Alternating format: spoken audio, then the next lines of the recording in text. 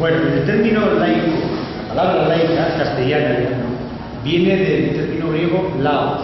Laos es pueblo, ¿no?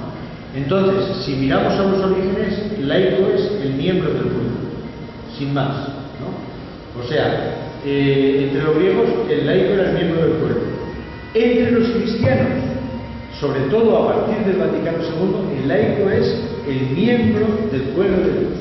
Es decir, aquella persona bautizada que forma parte del pueblo de Dios y que vive en comunión con todos los demás miembros del pueblo de Dios. De tal manera que, fíjate tú, si laico a partir del Vaticano II es miembro del pueblo de Dios, pues significa que todos los que formamos parte de la Iglesia somos laicos. Entonces habría que hablar, a mí me hace mucha gracia de esto, ¿no?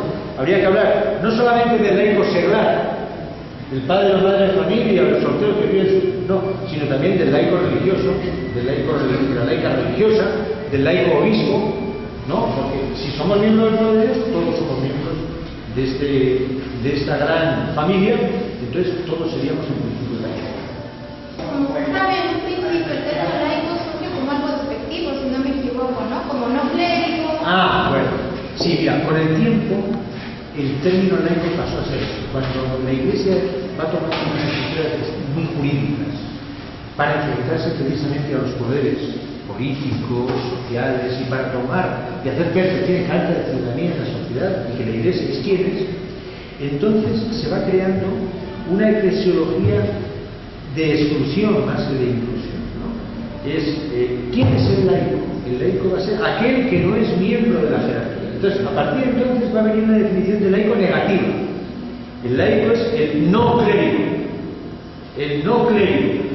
Y eso subyace todavía, ¿no? En muchas mentes y en el vocabulario del pueblo cristiano todavía está muy presente. Entonces ahí está.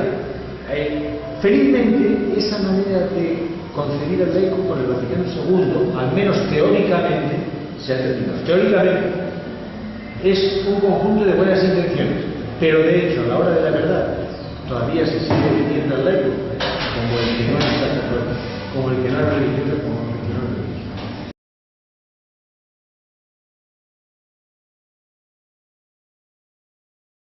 Durante mucho tiempo el laico fue un miembro de esa masa de fieles, ¿no?, que obedecía, que participaba en la misa, en los sacramentos y tal, el pueblo cristiano que existía, ¿no? Después, con el paso del tiempo, ya acercándose al Vaticano II, los laicos empiezan a tomar un poquito más conciencia de su identidad, ¿no?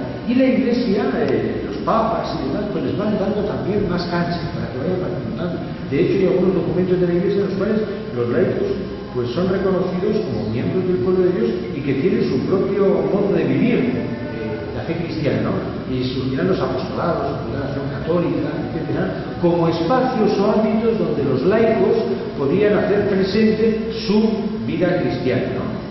Eso antes del Vaticano II. O sea, no es el Vaticano II el que va a dar carta de ciudadanía al laico. Sí le va a dar una carta de ciudadanía mucho más abierta, pero ya comenzaron antes un poquito, ¿no?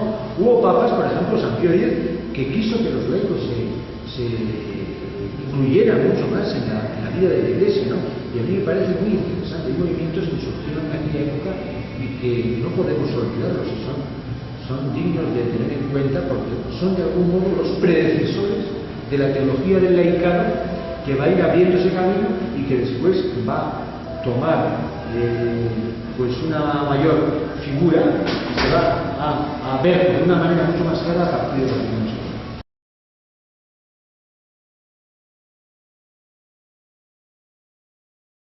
Yo creo que ahí está la base de la teología del laicado a nivel, digamos, de documentos de la Iglesia. Hay un libro muy importante para entender la teología del laicado, Jalones para una teología del laicado, de Yves Marie Congar, que creo que es fundamental. Congar fue uno de los grandes inspiradores de la reforma conciliar a nivel teológico. Su aporte a los debates que había previos, o sea, primero había los debates entre teólogos y obispos, y después los obispos iban a los diferentes lugares y exponían lo que esos debates pues, habían ido fraguando. Y ahí está María Juan que va a abrir nuevos caminos. Por ejemplo, ese libro que te digo es muy importante. Bueno, Lumen Gentium, en cuanto a documento de la Iglesia, es sumamente importante. Me parece que los aportes que hay que tener en cuenta. Creo que más que decir, bueno, pues es pobre, no tiene mucha solidez, yo creo que hay que desarrollar. Christi Fidelis Laici es un documento muy importante para hablar de los laicos. Yo creo que despertó mucha ilusión. Se le considera como la carta magna. Exactamente. Y hay muchas referencias en muchos documentos a este documento eclesial, pero lamentablemente a la hora de la verdad, en el campo cotidiano, en la vida de las comunidades cristianas, parroquiales y diocesanas, pues todavía no se ha trabajado a fondo. A mí lo que me parece muchas veces es que en la Iglesia surgen documentos muy interesantes, otros no tanto, pero hay algunos que son muy interesantes, y que se quedan como un conjunto de deseos, produce una gran ilusión, pero después no hay un desarrollo serio y valiente. Christi Fidelis Laici es uno de estos documentos. Yo creo que habría que revisar constantemente este documento para no olvidar. Yo creo que hay que hacer memoria de todos estos documentos porque salieron por motivo de algo, han nacido por motivo de sínodos, han nacido por motivo de acontecimientos importantes y de la toma de conciencia por parte de la Iglesia de que todos tenemos derecho a vivir dentro de la Iglesia, el laico como laico, el presbítero como presbítero, etc.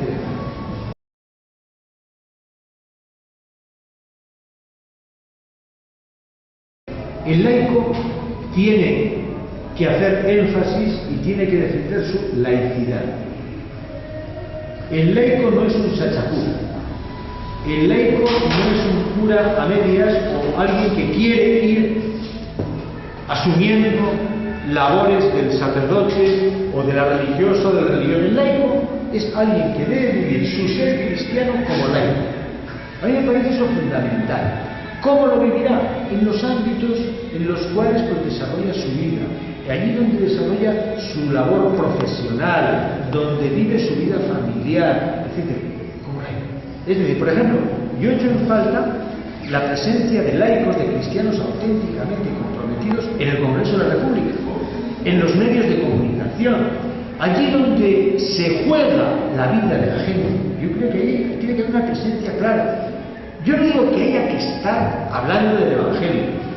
Creo que la mejor manera de hablar del Evangelio es hacer lo mismo que hace el azúcar en el café. Es decir, dulcificar, en ese caso el café, y hacerlo más agradable. Bueno, los cristianos no estamos para dulcificar las cosas, sino para llenar el mundo de misericordia. Estamos llamados para que el Evangelio se haga cada día más visible. Entonces, el presbítero como presbítero, el laico como laico, la religiosa como religiosa, los religiosos en algunos aspectos van a coincidir, en muchos campos van a trabajar juntos y en otros aspectos pues cada uno según su identidad pues va a ir haciendo presente pues el carisma que ha recibido del Espíritu al servicio del pueblo de Dios y de la comunión eclesial, ¿no? Por lo tanto, más que este interés tan grande para que los laicos pues, participen en la vida de Dios en las acciones litúrgicas, en la catequesis, que me parece muy bien, yo creo que hay que ayudar a tomar conciencia de que tú eres laico, y laico es aquel que vive su ser cristiano en medio de la laicidad, reivindicando la laicidad.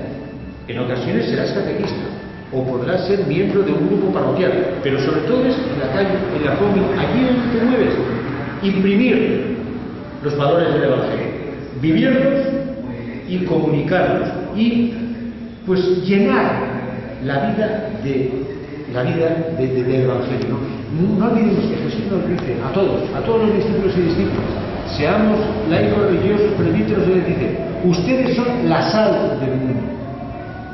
¿No? Ustedes son. No dice tienen que ser, son. Entonces, a todos. ¿Qué quiere decir esto? Que todos estamos llamados a ser sal.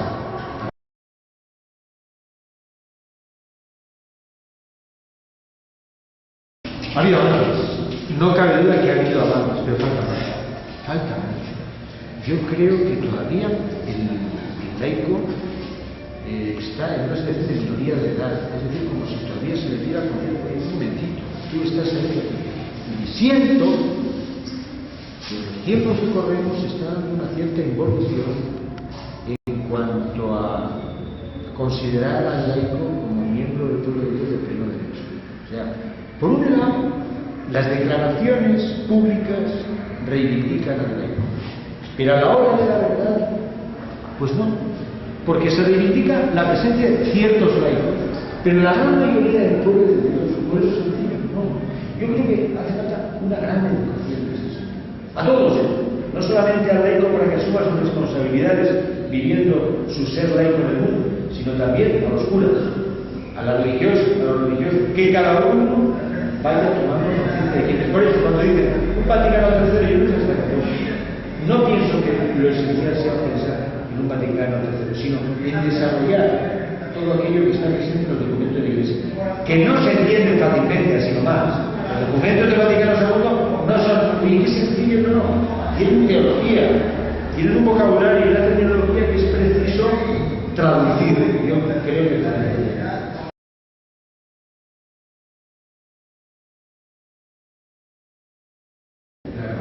Yo quiero mucho a los laicos, ¿no? Bueno, yo soy hermano religioso, pero soy hermano laico. O sea, no soy presbítero, no me llevo tiene edad. ¿Qué es un hermano laico? Un hermano laico es aquel que vive su vocación al servicio de la Iglesia y del reino de Dios en radicalidad. La vida religiosa nació laical. Entonces, ¿qué les diría yo a los laicos? Bueno, les diría que vivan el Evangelio. El Evangelio está escrito para todos. El Evangelio fue vivido por Jesús y después plasmado en páginas concretas, en los 4 Evangelios que tenemos, es para todos. Entonces, siguiendo el llamado de Aparecida que asumamos nuestra condición de discípulos y misioneros, que las dificultades son grandes, que las incomprensiones son grandes, que no vivimos en los mejores momentos en la historia de la Iglesia, pero que vivimos en momentos maravillosos. ¿Por qué? Porque creo que es un momento de ser Iglesia nuevo en este cambio de época, y a mí me parece que hay que animarse mucho en ese sentido. Hay pastores que animan, que impulsan, otros pastores que no tanto. Bueno, en medio de esta situación tenemos que ir avanzando, con los ojos puestos en toda esa nube de testigos que trabajan los servicios que nos ofrecen. Y también con tantos hombres y mujeres de buena voluntad que necesitan humanizar más este mundo cada vez más desarrollado. Entonces, yo haría un llamado a que sigan trabajando con ilusión y esperanza juntamente con los demás miembros del pueblo de Dios para humanizar más, para hacer la obra de Jesús. Que la obra de Jesús es que todos tengan vida y vida abundante y que el reino se haga cada vez más visible y cada uno que busque la manera. Que no espere que le estén diciendo, no, tú lees el Evangelio y el Evangelio te va a inspirar por dónde vas a caminar. ¿No? Sigue las directrices del magisterio, ¿ok? Las directrices de los pastores, lógicamente. Eso es fundamental. Pero también, pues un poco de creatividad, porque donde está el espíritu hay creatividad. Y si no somos creativos, quiere decir que tenemos el espíritu metido en un cajón. Muy bien. Gracias.